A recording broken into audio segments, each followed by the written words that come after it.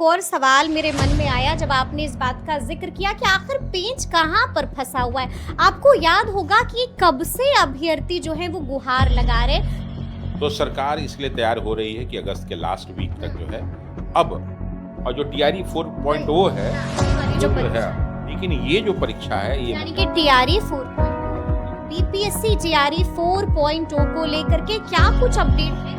नमस्कार, हमारा नाम है समरीन और आपने देखना शुरू कर दिया है खबर अनफिल्टर्ड। देखिए, सबसे बड़ा सवाल यही पूछा जा रहा है और न जाने कितनी बार हम लोगों ने ये सवाल पूछा है कि बीपीएससी टीआरई 4.0 का नोटिफिकेशन आखिर कब आएगा।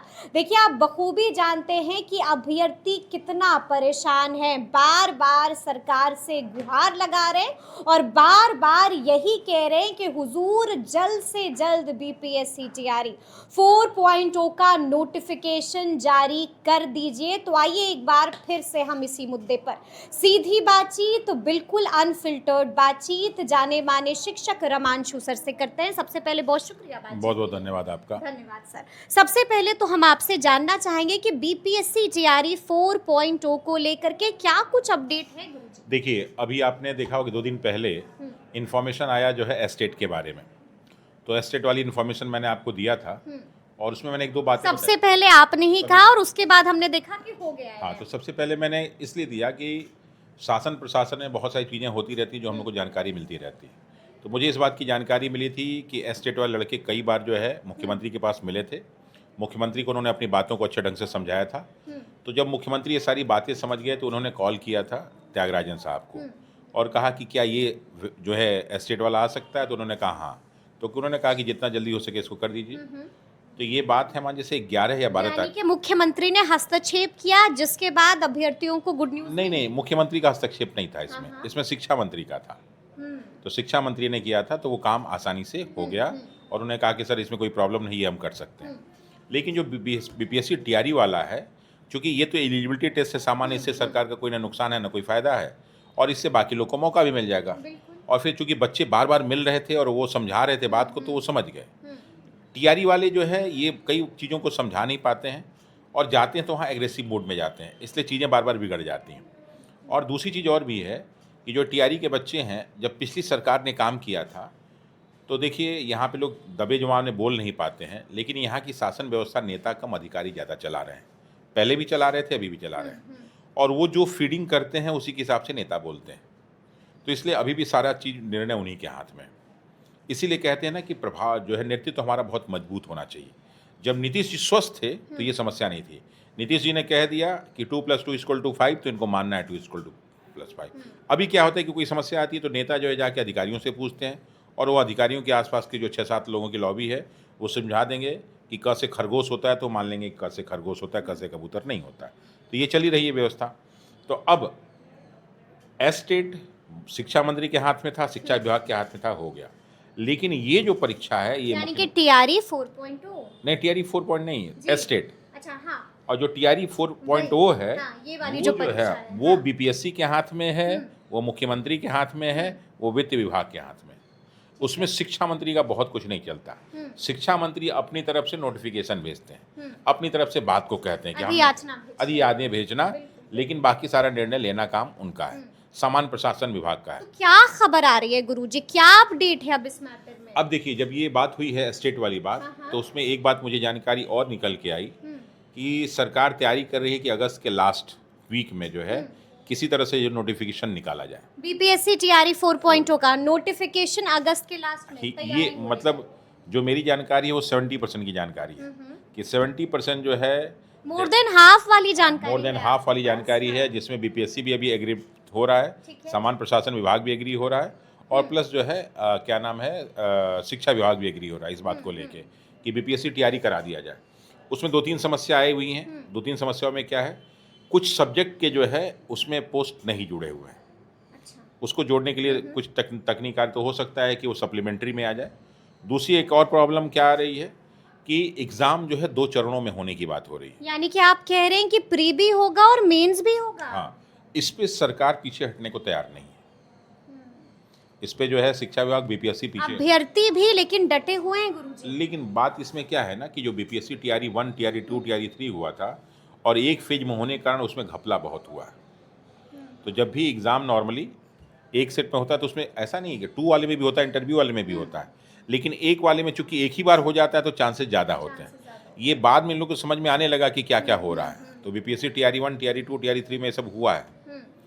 तो और प्लस क्या है कि ये मेंस में कोई ऐसा नहीं कोई स्पेशल चीज़ आ जाएगा। जो पीटी का कोर्स है वही मेंस का कोर्स है। और जहाँ तक मेरी जानकारी है कि जैसे पीटी ऑब्जेक्टिव है वैसे मेंस भी ऑब्जेक्टिव होगा। मेंस भी ऑब्जेक्टिव होगा। हाँ, इसके भी चांसेस 50% से ज़्यादा हैं। बस यही है कि परीक्षा 2 चरण में होगा। परीक्षा 2 चरण में होगा। ऐसी बातें निकल के आ रही हैं। अब चूंकि क्या है कि भाई प्रशासन से हम लड़ नहीं सकते, इन्फॉर्मेशन जो मिलती है तो हम लोग सामान्य रूप से बता देते हैं, बहुत सारी इन्फॉर्मेशन तो मैं बताता भी नहीं हूँ।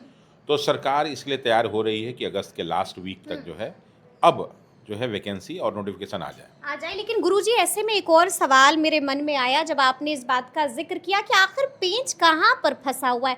आपको याद होगा कि कब से अभ्यर्थी जो है वो गुहार लगा रहे, कब से गिड़गिड़ा रहे हैं कि अब तो नोटिफिकेशन जारी कर दीजिए, क्यों नहीं नोटिफिकेशन जारी किया जा रहा है, पेंच कहाँ कहाँ अटका है। देखिए, पहली जो समस्या तो ये आई थी, जो पिछली सरकार ने वादा किया था तो वो पिछली सरकार का वादा था और वो चुनावी वादा था, उसमें कोई भी सच्चाई नहीं थी। सारे अधिकारियों ने, सारे नेताओं ने, सारे मंत्रियों ने, सारे जो है क्या ना समाचार पत्रों ने और सारे पत्रकारों ने बेवकूफ़ बनाया था लड़कों को। उसमें सच्चाई 1% की नहीं थी। पहले 1 लाख बोला, फिर 42,000 बोला और उसमें लड़कों को उलझाए रहे वो। उसमें अधिकारियों ने भी, बीपीएससी के अधिकारियों ने अपना पूरा रोल अपनाया क्योंकि उनको बोला गया था कि चुनाव बस आप लोग निकाल दीजिए। चुनाव निकल गया। जब नई सरकार आई और शिक्षा विभाग नए मंत्रालय मतलब नए मंत्री के पास गया तो पहले शिक्षा मंत्री थे जेडीयू कोटे से, अब बीजेपी कोटे में आ गए। लेकिन जो अधिकारी मैक्सिमम है वो अभी भी जेडीयू कोटे वाले हैं। तो ये लड़ाइयाँ चल रही हैं, ये इंटरनल लड़ाइयाँ चल रही हैं। अब जिसकी वजह से मामला अटका हुआ है। अच्छा, बच्चे सब सोचते कि मिथिलेश तिवारी आ गए। मिथिलेश तिवारी के मैंने पहले ही मैं कहा था कि उस व्यक्ति के हाथ में कुछ है ही नहीं अभी। वो सोच रहा है कि हम बाहुबली हैं, जनता में बाहुबली हैं। जब आप शासन में घुसते हैं ना तो आपकी तरह 242 विधायक हैं, आपकी तरह वहाँ जो है 20-25 मंत्री हैं, तो इतनी आसानी से आपकी बात नहीं सुनी जाएगी। और इनको शिक्षा विभाग की कोई जानकारी नहीं थी। और आप देखिएगा शिक्षा विभाग में जितना भी घोषणा इवन की सम्राट चौधरी ने किया, एक भी नहीं पूरा हुआ। उनके मॉडल स्कूल वाला कॉन्सेप्ट नहीं पूरा हुआ। उनके जो है बच्चों नए टीचरों की भर्ती वाला मॉडल स्कूल वाला काम तो चल रहा है गुरुजी। कुछ नहीं चल रहा है, उसमें सिर्फ नामकरण चेंज हो रहा है। अभी तो 6 महीना भी नहीं वही कर रहे हैं ना कि उन्होंने अब वो जल्दीबाजी में घोषणा कर दी जुलाई में हो जाएगा। कैसे जुलाई में हो जाएगा? जून में हो जाएगा? कैसे हो जाएगा? किसी भी व्यवस्था को बनाने में टाइम लगता है। इसी तरह आपने देखा होगा कि जब मिथिलेश तिवारी कुर्सी बैठे तो उन्होंने तुरंत जो है ट्रांसफर पोस्टिंग की बात कर दी और अब अक्टूबर नवंबर तक जा रहा है ट्रांसफर पोस्टिंग, जबकि ट्रांसफर पोस्टिंग का नियम है कि अब मार्च अप्रैल मई तक हो जाता है। उनकी सरकार ही बनी थी तो कहाँ से उनके पास मौका मिलता। लेकिन मुंह से जो महीने आएगा वो बोल देते हैं लोग, तो फंस जा रहे हैं इसी तरह। तो आपको क्या लगता है अगर हम वापस से टीआरई 4.0 पे जाते हैं, क्या लगता है सीटों की संख्या क्या बढ़ेगी? नहीं, सीटों की संख्या बढ़ने के चांसेस कम है। 2-4 10 से 20 हैं, वैसे ही हैं। देखिए, टीचरों की यहाँ पे ज़रूरत है, लेकिन उसके हिसाब से बच्चों को इनरोल नहीं करा पा रहे हैं। लेकिन एक मामला है सरप्लस वाला भी। हाँ, सरप्लस वही करे ना जो 1 लाख सरप्लस वाला है। तो वही सबसे बड़ी चीज़ है कि प्राइमरी सेक्शन में 6 to 8 में टीचर बहुत है, 9, 10, 11, 12 में नहीं है। तो इनको जो है भर्ती करना है 9, 10, 11, 12 के बारे में सोच रहे हैं।